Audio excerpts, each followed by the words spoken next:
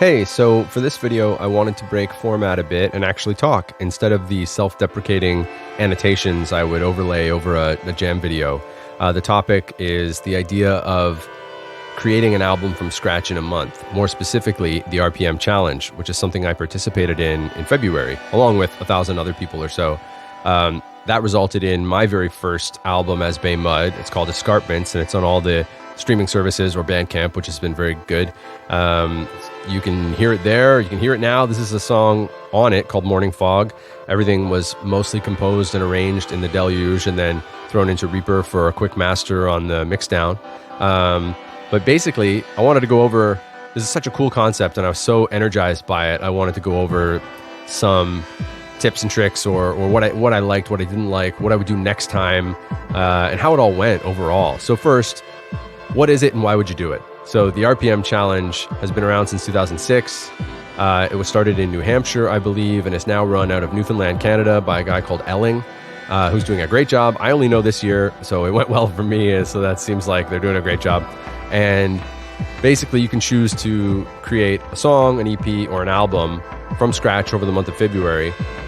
You submit a track by the end, and there's a big listening party. And it was great. It was well organized. Everyone, really active Discord server, a lot of collaborative discussion, constructive criticism, help with artwork, all kinds of stuff. So why would you do it? Well, I mean, I alluded to already to the idea that it's very creative, collaborative. There's a big community around it. So there's a lot of support and a lot of energy.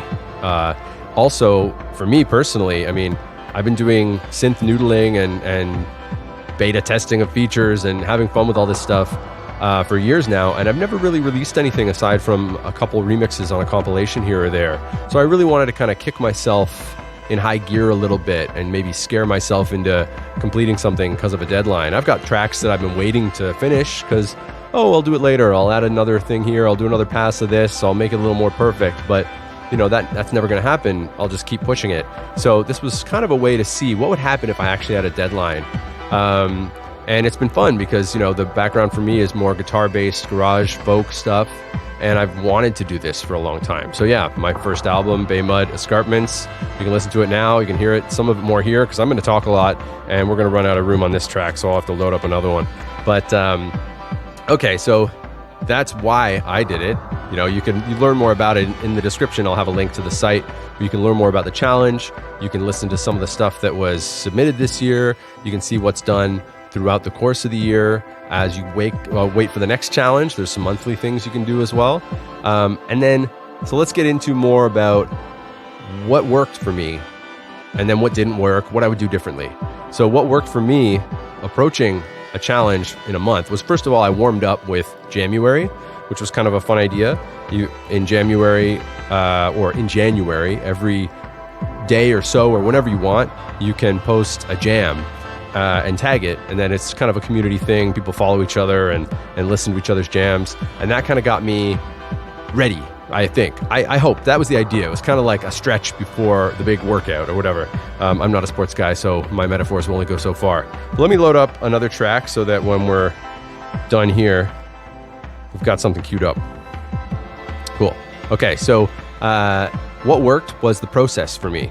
I set out a schedule that I was going to break up the month in blocks, and I stuck to it. It kind of worked pretty well. So you'll see over here, I'll do some kind of overlay some notes on top of these little notes I'll get into later. But basically, here's the other track. I'm sequencing the Micro Freak with the Deluge, and the rest is Deluge filling in the gaps and creating the composition. This is the arranger mode performing the thing for me right now. But basically, the process I had over the month was first week and a half, every day I would just come up to the studio, throw any idea I had at the wall. Nothing was rejected. Work on things until I felt there was something there, and then I could move on to the next one. And I didn't overthink it, didn't worry about refining things. By the end of that first week and a half, I wanted more ideas than I needed. And the idea of a 10-song album, I wanted to have about 14, 15 projects in my folder. There's a folder on here because I'm using the beta features, so I can have a folder. So there's an RPM folder here. You'll be able to do that soon because the firmware will come out. And so by the second week, end of the second week, I wanted to go back over the 14 projects I ended up having and refine the ones that I felt something was worth pursuing. So that worked out for me because there were four there that the ideas were okay. It was going to take too long to refine them. I didn't have that time. So I hit the ones that really I was inspired by. And then I spent the next week and a half or so refining those ideas. And then I wanted to save the last week for artwork and mastering, kind of that sort of stuff. It didn't work out totally that way. I ended up bleeding into the last week, still refining some of these ideas and compositions. Mixing on the Deluge is a bit of a trick. There's no compressor, the EQs are limited, but I wanted to keep it as simple as possible because I knew if I got it into Reaper with stems, I was going to be mixing forever and trying to find that perfect balance, which that's not what the challenge is about. So in the end, the process worked for me. I thought that was great. No bad ideas, just go for it. I stuck with familiar gear. Normally I would be tempted to say, oh, I need a new MIDI controller for this, and this is an excuse to buy it, and blah, blah, blah. None of that. The deadline was a great motivator. The community, like I said, the Discord server was very active. It still is now. It's great. I also mixed in some challenges for myself, some theory, music theory. So maybe I would say, let's try a key I haven't worked in before, or let's use chords I don't normally use. Like I ended up using a lot of diminished and augmented chords, which prior to this challenge, I didn't intentionally really do that, unless in my guitar playing in the past, I've kind of accidentally stumbled across some of that stuff. So yeah, and then I also imposed limits on myself. Like I said, the mixing and mastering had to be dead simple. There wasn't enough time to perfect it or labor over it too much. I'm really happy with how it came out in the end, and I have a mastering chain in Reaper that I enjoy and I trust. But I had to know my limits. So I wasn't going to have time to refine every single stem of every single instrument. And then the listening party at the end that was organized, like I said, by Elling from the RPM Challenge. It was broken up into rooms based on genre or type of venue. Everyone chatted, everyone gave feedback. It was really great, really encouraging. Just making sure this track isn't going to run out while I talk too much. We'll queue up another one in a second. But, so what didn't work? First of all, you see this notebook. I left it here open because these are the notes I made. But I started making them during the challenge, and then I quickly I lost it. A lot of these I made after. I went back and marked down all the BPMs, all the keys, all the patches I used, just because I don't want to overdo the same thing all the time. I want to have a kind of a master list of how this all came together. But that should have been something I was doing the whole time. So we'll load up another track here. There we go. That's the end of this one. And I should have taken more notes, and other people were doing that, and I think that would be a great way to do it. Notes would be so helpful to keep yourself kind of motivated. Remember where you left off when you threw that idea at the wall last week. You can come back to it, flip to the page, remember where you were, and not have to kind of worry. Something else I should have done is maybe prepped a bit more. You can prep presets, you can gather samples, you could even technically jam out some ideas and just demo stuff, but not really, as long as you do the main bit of it in the month of February. But, I didn't really prep. I could have made presets.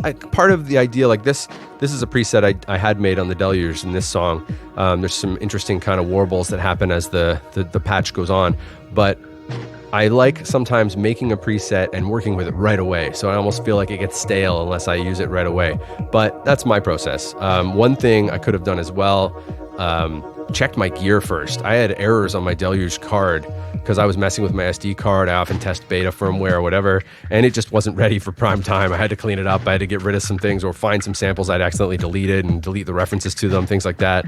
So I should have done that well before I started this challenge. The final one that I really underestimated was artwork. I had this idea halfway through. I'd use this simple photo. And then it came down to 2 days before the challenge was over, and I thought, yeah, okay, time to slap that together. And I agonized over it. It just wasn't hitting well for me, and I shouldn't have left it to that late. To me, the artwork, I'm really happy with how it came out.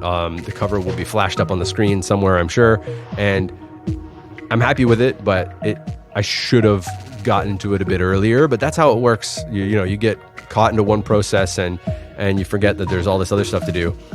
In the end, though, really happy with how it came out, and I'll take these things to next year, I hope, if I do it next year. So what would I do next time if I do it next year? First of all, notes all the way through. More notes, more useful notes. chord progressions, things I'm thinking of that I should do with the track. There was one note in here that said something about play with the sync timing. I don't remember what that even means. I didn't follow up on it. So I probably missed a cool opportunity there. Maybe I'll try it next year. Stick with the schedule. That worked. I'm going to stick with it. Do more prep in advance. Maybe branch out a little bit more with gear. I only used about 4 synths after the Deluge. The Micro Freak, a couple Volcas, and a circuit, but I really did everything on the Deluge. So I wouldn't mind branching out a little bit, changing the workflow up. And the final thing, I think, because now the challenge for me is I'd like to play live a little bit.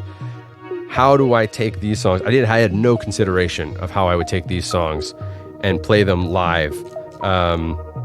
So next time I would probably consider that a little more. Maybe work on songs that I think a solo artist could perform live without just triggering, which is fine too. And that's probably some of what I'll end up doing here with some of these tracks. But that's it. RPM Challenge was great. Link in the description for the album that I made, the RPM Challenge website. And, join the Discord, check it out. There's a monthly challenge. And ask me any questions in the comments if you've got them. But yeah, it's a lot of fun. Highly recommended. Stressful, but worth it.